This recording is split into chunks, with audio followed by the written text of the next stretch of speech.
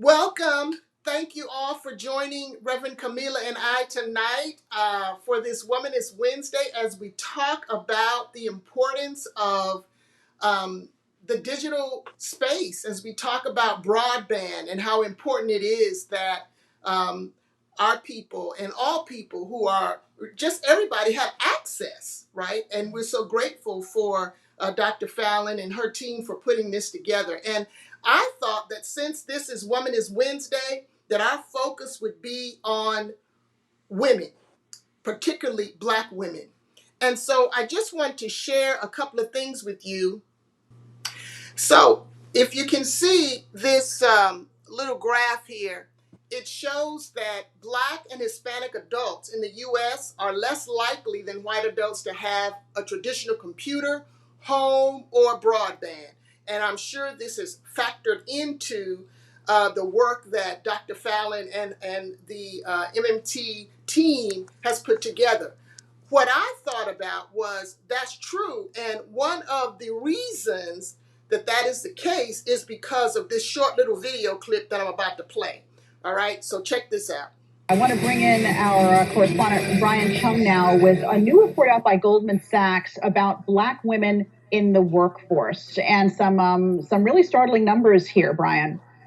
Yeah, absolutely, Alexis. This report comes from Goldman Sachs. They released it on Tuesday, and it highlighted the earnings gap between Black women and white males in the workplace across the country. And the statistics are that Black women are 10% less likely to be employed and paid 35% less than white men, as the chart ahead of you shows, which shows really just the large gap that there is between Black women in the workforce and the broader workforce at large. Now, the reasons for this could be because of the structural issues that Black women face when it comes to accessing education, specifically the bridge between high school and also college, in addition to access to capital for Black women that are hoping to be entrepreneurs, and also the infrastructure for healthcare. There's data that shows that they are more disadvantaged in just being able to get access to high quality healthcare compared to the larger population at large. Now, what's really interesting about this Goldman report is they have a number of policy recommendations, things like from the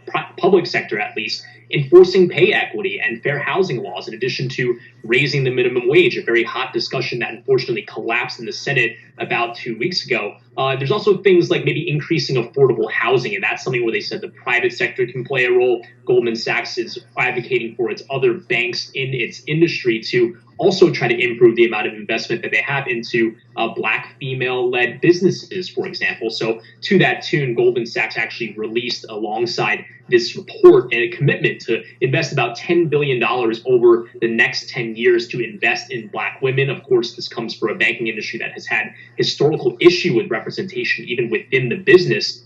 Consider, for example, that at the 4 largest banks in the country, there are only 3 women on those boards of directors that are Black women. So a very interesting conversation happening right now during a time where obviously this pandemic has also disproportionately impacted that group of people as well.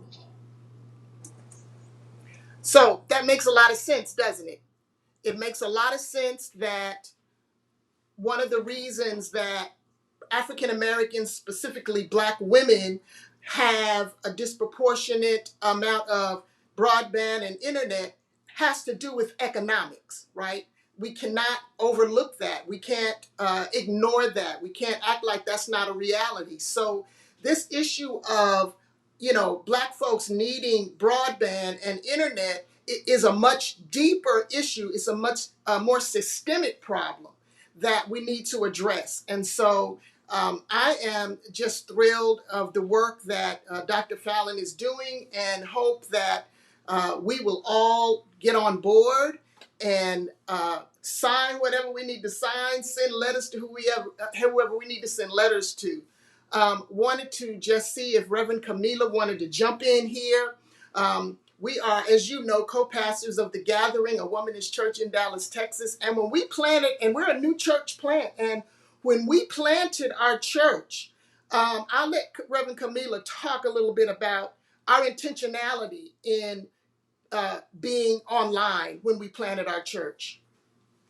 Yeah, it was a very intentional move because we have access to more people outside of Dallas and more people who need this type of community. But if you do not have access to internet, then you don't have access to these, to not just like churches and things, but access to the things that people need to live. Especially, I mean, we're talking about Black women, but let's also think about our children who are going to need this type of access. I mean, COVID made it very clear how badly our communities are impacted by not having access to the internet. But when we planned it, we wanted to be intentional on always having a presence online, because you can reach we could reach a bigger audience with this womanist work.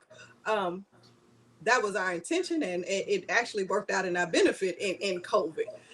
But we are very much behind this project. We want for all of the people, everybody needs to have access. It should not be a issue of we can't afford it. Of course, like Dr. Irie said, we do need to address these systemic issues, but we want to make sure that all our children can, if you know, some should happen, we can't go in the buildings, that they can go to school, that people can, you can't even get a job application these days without not being able to go online. So it's a deeper, like she said, it's a deeper issue, but we definitely need to get behind all the people here, right? Our Congress people. I know Dr. Fallon's going to give us all the information, but we need to continue to press the people and make sure that our voices are heard.